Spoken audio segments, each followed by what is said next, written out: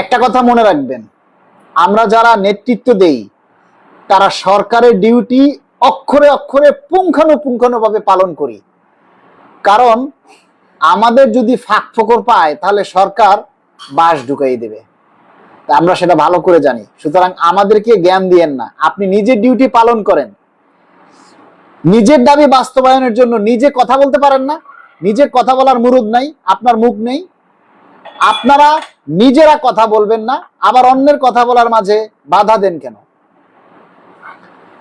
মাহফুজ হোসেন লিখেছেন, এত প্রচার করে কোনো লাভ নেই যদি না নিউজ চ্যানেলগুলোতে এগুলো প্রকাশ না করে। আর নিউজ চ্যানেলে প্রকাশ করতে হলে অবশ্যই রাজপথে নামা লাগবে, এটাই বাংলাদেশের নিয়ম। তাহলে আপনি আগামীকাল নামেন। মাহফুজ হোসেন, আপনি কোন অফিসে আছেন? আপনি কোন অফিসে আছেন? আপনার চাকরিটা থাকবে তো? এই আন্দোলন করতে গিয়ে একবার সাসপেন্ড হয়েছি, তখন আমার পরিবারের দিকে কেউ তাকায়নি। আবার যদি সাসপেন্ড হই তাহলে আমার পরিবারের কপালে খাবার জুটবে না, আপনারা কেউ দিবেন? তো আপনাদের মতো যে কর্মচারীদের জন্য এত রিস্ক নিয়ে লাভ কি, যারা একটা পজিটিভ মন্তব্য করতে পারে না? আরে ভাই, আমরা যতটুকু চেষ্টা করছি, আমাদেরকে উৎসাহ না দিয়ে উল্টাপাল্টা কথা বলছেন কেন আপনারা? এতে তো আমরা সামনে যতটুকু চেষ্টা করব সেটাও আমরা আগ্রহ হারিয়ে ফেলবো। এত প্রচার করে লাভ নেই, তাহলে আপনার প্রচার করে যদি লাভ না থাকে তাহলে আমরা সেটা বন্ধ করে দেই। আপনার হয়তো অবৈধ ইনকাম আছে তাই আপনি চলতে পারেন, আমাদের তো অবৈধ ইনকাম নাই, তাই না? আমাদের তো অবৈধ ইনকাম নাই, আমাদের পে স্কেল লাগবে, তাই আমরা আমাদের নিজেদের মতো করে চেষ্টা করি।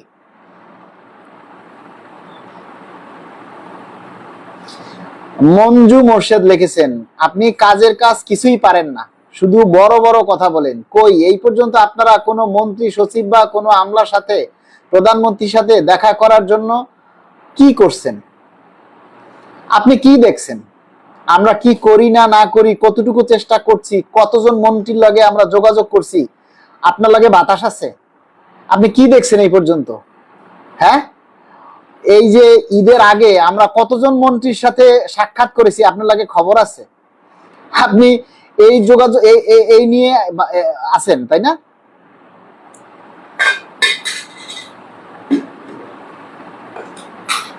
ছয় তারিখ গিয়েছিলাম ভাই, 6 তারিখ আসছেন, 6 তারিখ তো বাটপারি হয়েছে।